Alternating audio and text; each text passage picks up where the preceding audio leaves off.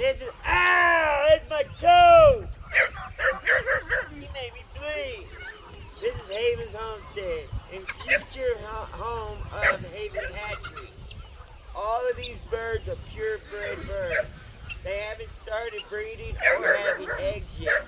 That's why I'm throwing them out together. It's easier if you hoard them in one horde, because that means there's only one pack leader.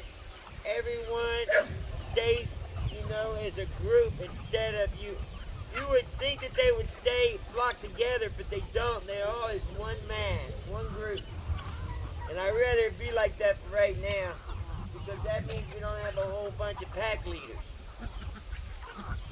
Soon I'm going to have their egg and breeding area ready, and it's going to hold 8 different places to give 8 different breeds, to do eggs and to house and to enjoy life.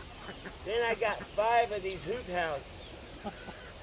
So I'm soon going to be able to put up 13 separate breeds. Yeah, I'm going to focus on them first. And then the rest I'm going to figure out what I want to do with. Right now our birds are growing really big and really fast. I got to watch these guys because they like to land on my shoulders because I'm just such a good looking guy. If y'all agree, hit that thumbs up.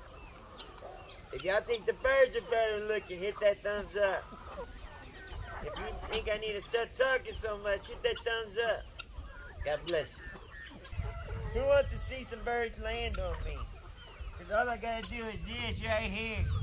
And I have birds flying out the woodwork to land on me. Because this is Haven's Homestead. They used to land on me when I was a kid with my arms like this, and I wouldn't mind as long as they don't land on my face. See, they're not trying to hurt me. They actually love me. These are my birds. These are my flock. These guys aren't my everything. I do this because it makes me happy. And one day, hopefully, y'all can own some of these birds and y'all can also be happy. Like I said, they're not trying to hurt me. They love me.